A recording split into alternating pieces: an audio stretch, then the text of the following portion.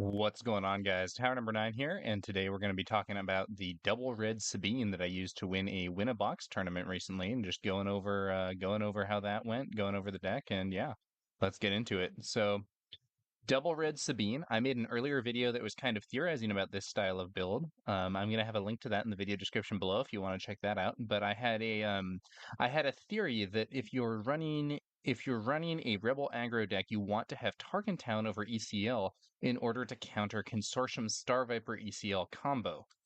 So Consortium Star Viper is a 3-cost 3/3 space unit that has Restore 2 while you have the initiative.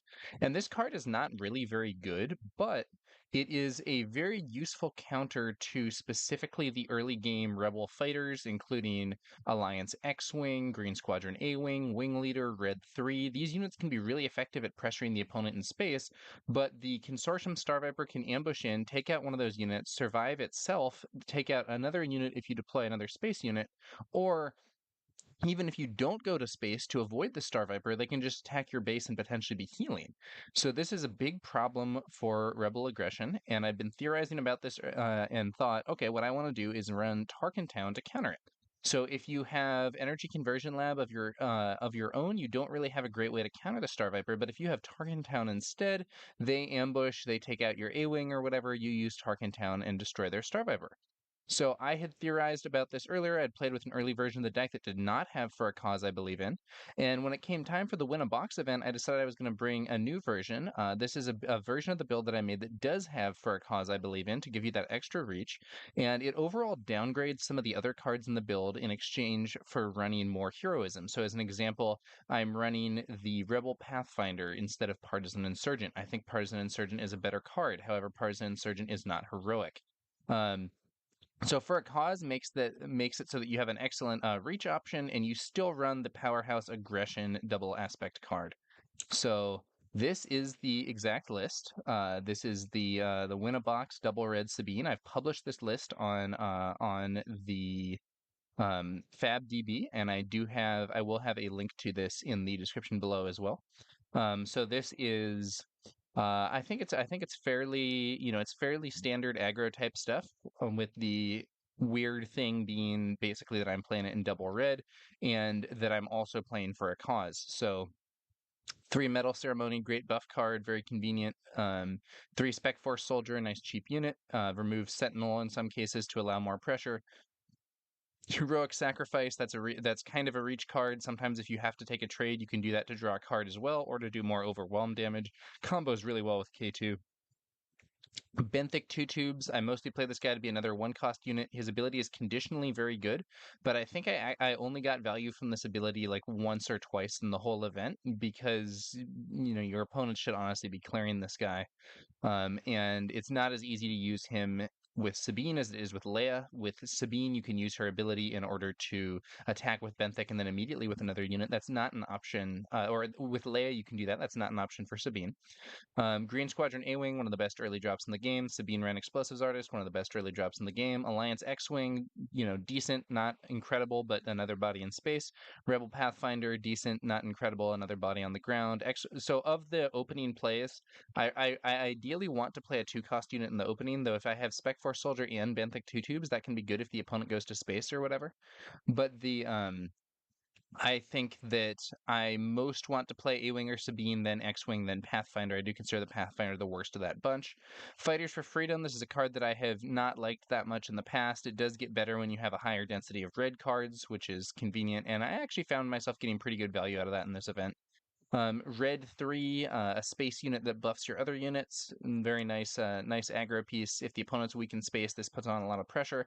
For a Cause I Believe in is your excellent closer. Fleet Lieutenant, boost a unit, do some more damage, and develop a body. Wing Leader with the experience is kind of it's a slower but more powerful Fleet Lieutenant in some ways. Also a great counter to Power of the Dark Side. K2 is one of the best cards in the deck. Really, really strong. When defeated, usually you just go for the damage. Sometimes you might take a card, but usually you go for the damage. Aggression, is a super powerhouse card, and we're gonna highlight that in more detail later. General Dodonna is especially good in aggro mirrors, buffs up your other units, and I'm running him Oversaw in this case because he is heroism, and then the Gorilla Attack Pod is late game reach and kind of a closer unit. Okay, sideboard was 3 Fang Fighters, 3 Open Fire, 3 Saws, and a Dodonna. I think this is actually not correct. I think that you should almost certainly have 3 copies of Wolf in sideboard. The problem with that is that I don't think I have 3 copies of Wolf. I think I had 1 copy of Wolf, and probably I should have put that in the sideboard anyway. I don't know, but sideboard definitely needs some work. Definitely needs some work. That's not really the focus here. Okay, so let's talk aggression. So this is a standout card for the deck as a whole. It is really powerful, really versatile. All the modes are good. So it's a 4-cost event, double aspect red. You choose 2 in any order. Draw a card, defeat up to 2 upgrades, ready a unit with 3 or less power, or do 4 damage to a unit. All the modes are good. I probably use draw a card the least. So Ready combines really well with Raid and with both versions of Sabine for their on-attack abilities. So it's Ready a unit with 3 or less power, but ideally you can set up a situation where you're readying something that has 3 power, but it actually does more than 3 damage when it attacks. So a Green Squadron A-Wing that's been buffed by a Wing Leader has only 3 power, so you can ready it with aggression, but then if you hit the opponent's base, they actually take 5 because of the Raid 2. Or if you've played a Metal Ceremony on Sabine Leader, you can ready her with aggression, and when you swing the opponent, if you can attack the opponent's base actually takes 4. So that's a nice situation there. Another little trick you can use is if you have a 3-power unit that has already attacked and you have a Metal Ceremony in hand, you can attack, then you can use aggression to ready it, then play the Metal Ceremony before the second attack to do that extra 1 point of damage. Nice little trick. So ready is like the most aggro thing you can do with it, and kind of what you most want to be doing in some ways in terms of just trying to close the game. The upgrade removal is really good in the right situation. It counters traitorous. If someone is like entrenching your stuff, if someone's putting on shields or experience. So obviously that one's a little reactive. It's based on what the opponent's doing, but in the right situation, it can be really good. And deal 4 damage is just, solid basic removal effect. You can take out, maybe someone puts down an Emperor's Royal Guard, maybe somebody puts down a System Patrol Craft, something like that. Pick off their Sentinel to clear the way for your other units. That can be quite good. One little note is that if you end up against Iden Versio, you can play and they deploy Iden, you can play aggression and choose defeat up to 2 upgrades, defeat Iden's shield, and then deal 4 damage to a unit to defeat Iden herself in 1 hit, which they may not be expecting. One big benefit of aggression is that it's an unusual card, and that means that the opponents may be surprised by it. This is not a card that's commonly played because Double Red is not commonly played. And it's really versatile and effective, and the opponent may not realize, oh, I can get hit. I can get hit here for a bunch of damage. So that is a card that I think is really strong in this build and can get a lot of value. Okay, so let's talk about the matchups on the day. So my first round was against a Command Krennic build. I actually played against 2 Command Krennic builds. I believe they were both on ECL, but I might be wrong. So both of these matches were honestly kind of similar. I don't remember the exact details of each one, but honestly, I felt like I was just too fast for Krennic, even without the Wolf in the sideboard, which I would normally want to run. It was a situation where the deck was just putting on too much pressure. Once they deploy Krennic, you usually don't want to engage him. You want to just keep pushing damage. The way that works is kind of simple. So Krennic has 7 HP, right? So let's say that I can either deal 7 damage to Krennic to remove him and stop his healing, or I can keep attacking base. Well, if I do 7 damage to Krennic to stop his healing, that could have been 7 damage to base in most situations. There's some exceptions, like if you're using removal cards on him. But if you assume that you're just doing unit combat and you do 7 damage to Krennic with unit combat, even if you don't lose any units yourself, you have not done 7 damage to the base. If you did that 7 damage to the base and Krennic stood there and kept healing, it would take him 4 attacks to out-heal that damage. To out-heal the 7 damage. In general, Krennic does not have time to attack 4 times against this deck. The game will end before that, or one way or the other. Either you're going to win, or they are going to completely stabilize. And as a result of that, I think it is not worth it to attack Krennic. I think that you want to be focusing on just pushing damage to the base and outrunning his heal. If they play Yoda, that's different. Against Yoda, so Yoda, he also has Restore 2. And Yoda only has 4 HP. So if Yoda attacks twice, he has healed the 4 damage from base that you did instead of defeating him. And it is generally, I think, important to defeat Yoda rather than let him keep healing. But with Krennic, he comes out later, he has more HP, and I think the calculus ends up being different. It's not really worth it. I just go for the base, and I believe that was pretty effective. Yeah, I think in some of these games, people try to ramp. Ramping against this deck is not very safe. Um, Especially with resupply. Super Laser Technician, you can get away with a little more because it does provide some unit combat value, but the ramping is not very safe with resupply. It just doesn't do anything. You need stuff. You need stuff that fights for the board more, in my opinion. And I say it doesn't do anything. It's not that it doesn't do anything at all, but it doesn't do what you want to be doing to try to control the deck, in my opinion.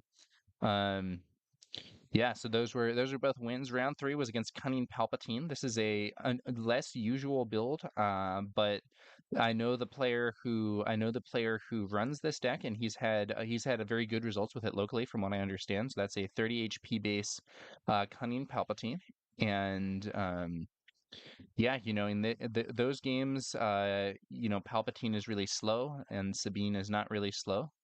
One of them was actually quite close, if I recall correctly. I was able to get it, um, I was able to get the win, but it was a close thing. It was a close thing. So I don't think Palpatine's a total joke or whatever, but I do think it's a very favored matchup for Sabine. And the reach cards were very important there with the opponent on a 30 HP base and something that has a lot of stabilization later on in the game. I think that having those for a cause I believe in. That's definitely something that I appreciated having in this matchup.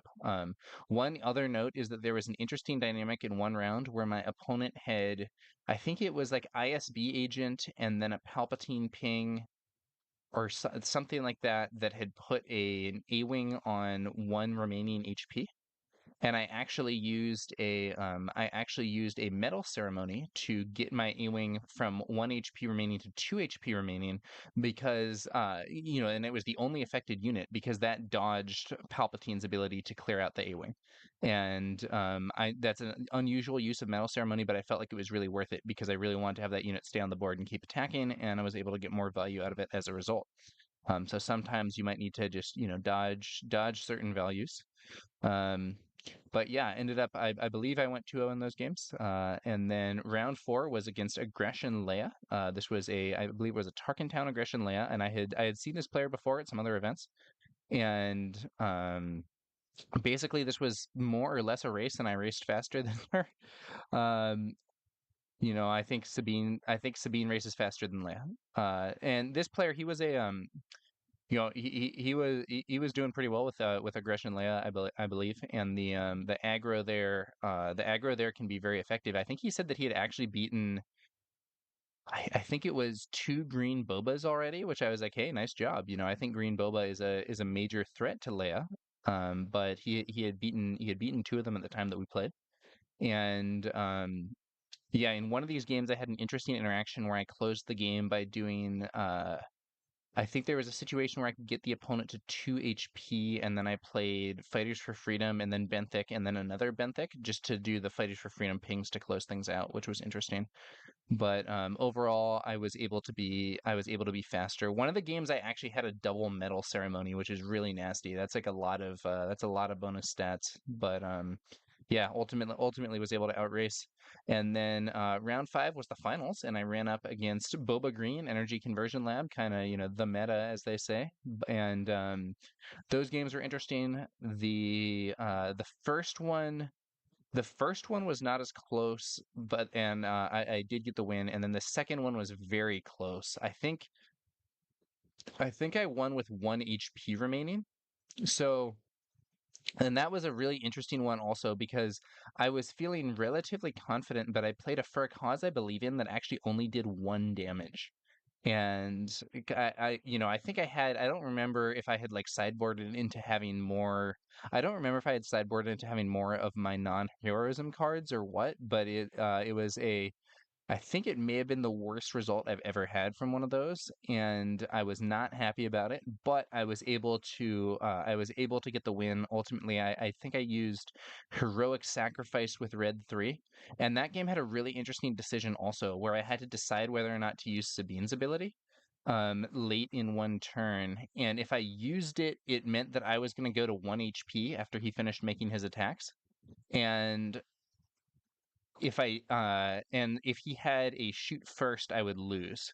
But I decided I was going to do it anyway because it meant that I forget if it was like I forget what the exact values were, but I think it made it so that I think it made it so that instead of having 5 HP remaining, he was going to have 4 HP remaining, because that way I had a chance to play for a cause and defeat the enemy base in one hit, which I otherwise was not going to have. However, he ultimately didn't have an answer for the red three that I played, so I was able to heroic sacrifice it into the base to do that last 4 points of damage and win. But if he had had an answer, the fact that I used Sabine's ability meant that I had a potential out for with a 4 damage for a cause if I could get that hit. And it would be it'd kind of be down to luck, but we would see what happened then. And thankfully he didn't have something to deal with the red three. I was able to heroic sacrifice it to deal the 4 damage, and that was the game. So yeah, ultimately I believe I did not drop a single game, though if I'm misremembering that and someone won a game against me, I apologize. And overall, it felt like the deck performed really well in all situations. We had the Krennics, we had the Palpatine, we had Leia, and then Boba Fett as the finals. And yeah, I didn't feel like it was like, oh, this is something that I'm unprepared for. I felt like overall it felt like I could handle these various situations.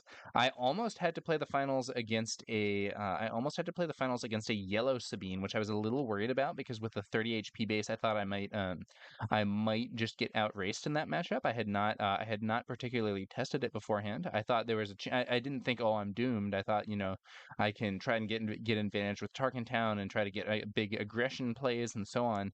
But that player actually missed lethal in the final round, in game three of the previous match against the Boba that I ended up playing in the finals.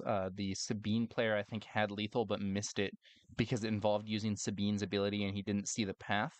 So I ended up against the Boba in the end instead. Yeah. So overall, yeah, I was very satisfied. Well, very satisfied with the deck performance. Ended up winning a box. And so the next question is, what are we going to do with the future of the deck? So I want to play around with some different compositions. So one of the things that I've been thinking about is that I am currently thinking about replacing benthic two tubes with R2D2 to boost my heroism density. This is an idea that I actually got from seeing some of the people on the KTOD Discord playing and some of the compositions and stuff that they were using. So I got this idea. I got this idea from them. So shout out to KTOD for that. And I think that the overall value of benthic two tubes in this deck is low. Like his high end is high, but like people should really be clearing him, and it's not that hard to clear him. He's a 2/2. R2D2 is harder to clear with the 1/4 stats. The filtering is kind of useful, and he's a heroism card.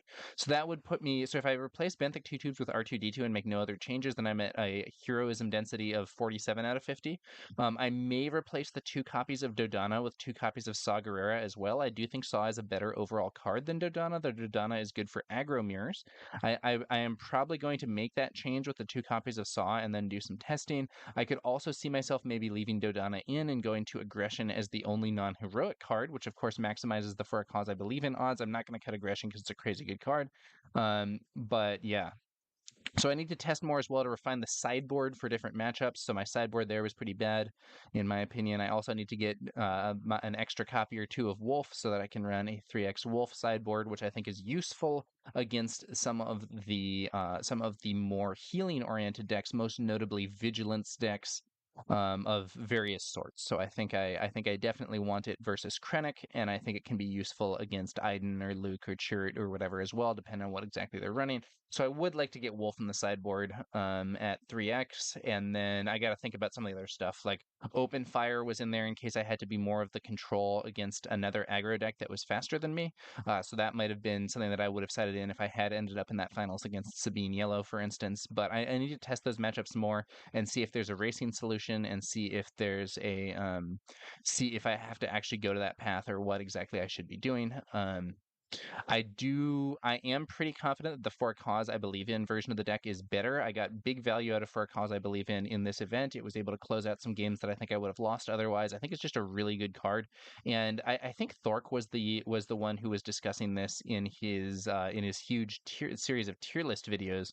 But this card is like warpingly good. It is so good that it like changes your estimation of all the other cards in your deck almost to support it because in order to reliably do 3 or 4 damage, you need to have a very low number of non-heroism cards. So I think the version that I'm thinking about running with 2 copies of Saw and 3 copies of Aggression, I think has a bit more than a 95% chance to deal 3 or 4 damage.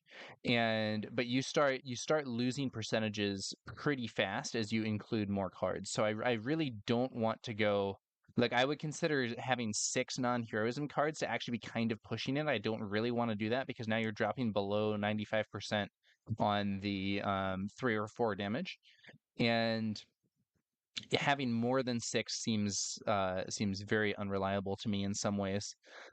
So, it's such a good card that it's making me think about, running that R2, Dodana instead of Saw, stuff like that.